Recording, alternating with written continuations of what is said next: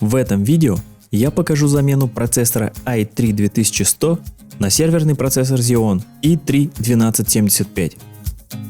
Данная машина установлена на звуковой студии и предназначена для создания и сведения различных музыкальных произведений в программно-секвенсорах Cubase Reaper. В ней был установлен младший двухъядерный процессор с частотой 3,1 ГГц. На официальном сайте производителя материнских плат был проверен список всех поддерживаемых моделей процессоров. Socket 1155 допускает прямую замену.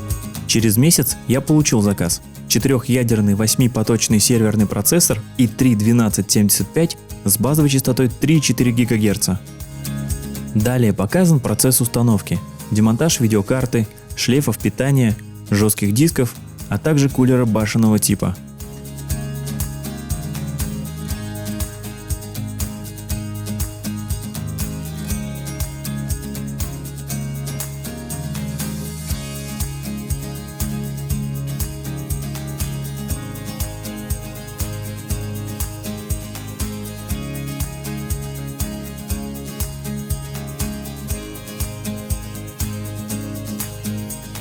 В завершении процедуры установки необходимо нанести термопасту, соблюдая 3 правила.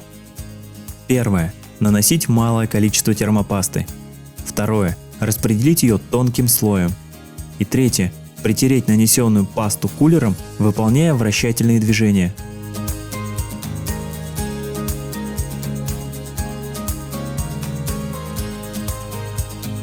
BIOS материнской платы был обновлен заранее, до последней официальной ревизии 2.1. После установки нового процессора мы получили 4 ядра с частотой 3,4 ГГц и частотой 3,7 ГГц в режиме разгона Turbo Boost.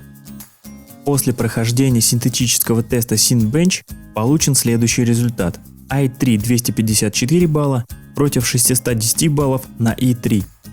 И главный тест. Проверка в работе секвенсора Reaper.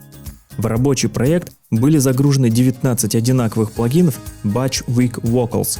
i3 загрузка CPU 92%. Тот же проект i3 загрузка CPU 21%. Отличный результат. Спасибо за внимание, ставьте лайк, подписывайтесь на канал.